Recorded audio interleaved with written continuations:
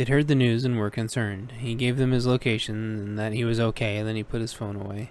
He took another sip from his water, and the two gentlemen from across came over to him. They were suspiciously wearing fire crew gear. Doug spoke before they could say anything. You two from the fire crew? They both nodded and slowly drawled, yeah. The man's speaking words were long and drawn out, very familiar sounding. Doug was starting to think they might also both have the same last name. It seemed like they wanted to say something, but Doug cut them off.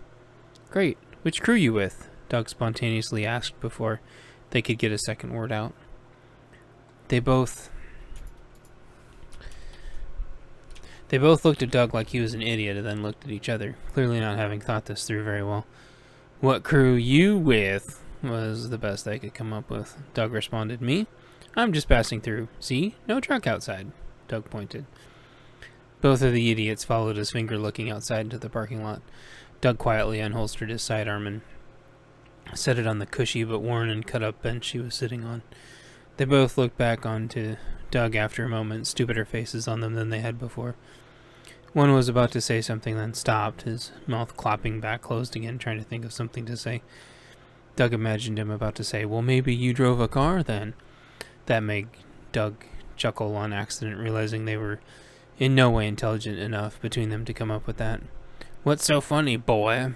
He commanded in a drawl. Nothing. You two keep up the good work, huh? Doug tried to sound dismissive, but not unpolite, as if to say they were free to go and needed no further scrutiny. They both looked at each other. Their pride had been tapped. Both stood up a little taller with their stolen status showing no shame. The clearly stupider of the two, if that was possible, said, Oh yeah, by the way, feller, no dogs in here in this establishment.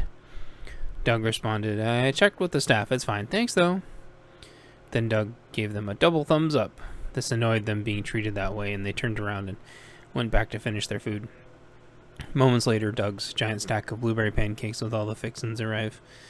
Doug, having remembered from last time how fast a situation can change, had a $20 bill waiting. As soon as she was within sight, he gave it to the gal immediately after she set his food down. She started, You don't need to. She hadn't done the math yet, but this was probably still twice as much as it needed to be. Plus, she didn't look like she had the heart to take money from him when there was about to be trouble again. Doug couldn't tell if she abhorred the violence to outsiders, or if this was so normal she couldn't tell the difference anymore. Doug cut her off, as she was obviously thinking this through too hard. Please take it. Her hand was out for putting the food down still as she was frozen in thought. Doug put the 20 in her hand before her brain could process. She eyeballed the 20 in her hand, more than the dirtbags ever put down. Then she started to recognize him from the historical events and mouthed something that looked like, oh, crap. She crumpled up the 20 in her hand, thought for a second, and scurried into the back. Doug wolfed down his blueberry pancakes without further issue. They were amazing. Real maple syrup, whipped cream, more berries on top. During bites, he would sneak a piece of sausage or bacon down under the table. The food would moderately gently get tugged out of his hand within seconds. Out of the corner of his eye, Doug could see the two pieces of trash eyeballing him with scorn and talking in a hushed voice to each other. Finally, Doug was taking the last bite as the Jackdard twins came over again. One spoke. Hey, feller, we recognize you. More demanding drawl. Nothing gets by you two detectives, huh? Doug retorted, already knowing he was way past the point of no return. Maybe he could trigger them into making a mistake. Anything to curve the odds in his favor. The other spoke as if Doug hadn't said anything to finish the other's sentence. And you ain't leaving so conveniently this time neither. Doug spoke and swallowed hard. Guys, you don't want to do this, believe that. Doug wasn't afraid for himself, he was afraid for what he would have to do. They appeared as if they were too stupid and confident. They both brandished sidearms like moronic cowboys in the movies. You ain't got no choice this time. You're gonna pay for what you did to us and our boys. This time Doug was sure they meant their literal children and not the colloquial term. Doug responded, Y'all got off easy. You served your time. Consider it square. Your debt repaid. Let it go. Doug feigned fiddling around with the last of the crumbs on his plate, giving them the opportunity to exit. They weren't having it. Doug barely had time to say don't before both of them reached for their sidearms. It was too late, and autopilot took over as the scene suddenly went into slow motion. Both of the scum were shot in the crotch from under the table before they were able to clear their holsters. The two fell down screaming, forgetting all about their guns and Doug. Having anticipated this, he turned around and looked behind him out the windows before getting up and leaving. As it happened, 3 more trucks pulled up. 20 guys aged about 18 to 35 all piled out and rushed in the diner. Every exit got blocked at once as the goons rallied around the 2 squealing bitches on the floor. Do something, one screamed. He don't shout my dick off, said the other. Doug felt the puppy tense up under him, not scared, trying to restrain itself from going berserk. The puppy knew, though, that Doug had this under control, somehow, someway. They all formed up around Doug's table like a weird virus about to absorb a healthy cell. The quasi-leader from before spoke somewhat calmly despite the situation, as if this has happened before. Put the gun down, dude. There's no way you're getting out of this. Doug pondered his options and decided to draw the interaction out. Your 2 cousins down there are going to bleed out. You going to do something about it? Doug said cousins with extra condescension and disdain. The leader, or who looked like the leader, looked at Doug stupidly. Doug spoke. Well, y'all do sure have the stupid look down. You jacktard's going to take care of those 2 idiots or what? They realized through his insults that he was right and started to take care of them despite it likely being futile. Doug doubted he actually shot them both directly in the crotch. He likely shattered their femurs, sending bone shards into their femoral arteries. The pain would not only be excruciating, but death was basically certain. Even if they could magically teleport to a hospital, they would both be screwed. 2 kneeled down to try to take care of them. That still left around 12. Doug couldn't get them all before they killed him, and he knew it.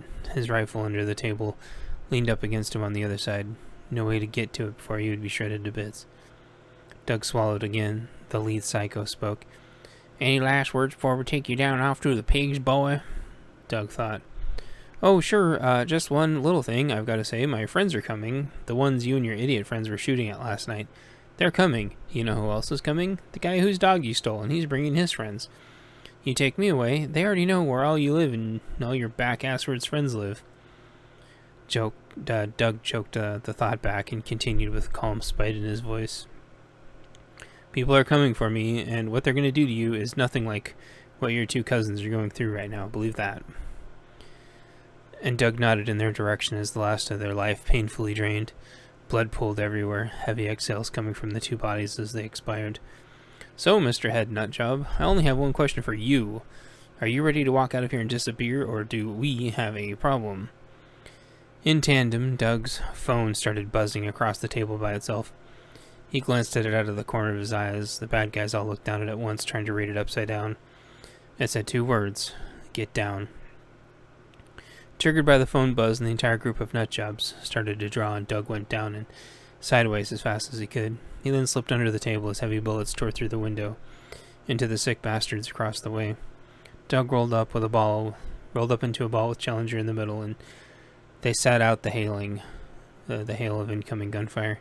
He heard the staff all hit the ground as well to wait out the barrage. A few of the pack broke off to the back. The move was anticipated, though, and people were waiting for them. They all got gunned down instantly. The other few that survived the first volley tried to get out of the front with guns up. They lasted less than 2 seconds. Doug reached up past the glass on the bench and grabbed his sidearm and holstered it and turned his comm on. Coming out? Hoping that they were still on the same channel as yesterday. They radioed him back. Go ahead. He grabbed his rifle as well as his puppy so it wouldn't have to walk over glass, then came out. All of his friends and crew were there, and they all stood there just looking at him, including Galil and Tim. Doug felt like he had to say something. Well, this area may be temporarily without rule of law, but I think we all know justice was served this day. They all nodded, and they all got in their trucks, Doug holding his puppy as they drove off. They heard the crew chief over his horn. This area is under level 3 evacuation. The fire is expected to be here within a half an hour. Grab your belongings and leave. This is your only warning. The fire crew and Doug's close friends all left. They led the way with the miniature town in vehicles behind them. Doug. Epilogue. Within 15 minutes, the town was consumed. None of the psychos made it out. Their houses were all burned to the ground in the same fire. All evidence of them ceased to exist, and nobody ever spoke of them again. Within a week it rained for 5 straight days. The fire vanished as fast as it appeared, and Dunk had a new doggy friend, which, as it happens, turned out to be a boy. The wolf rescue named Challenger.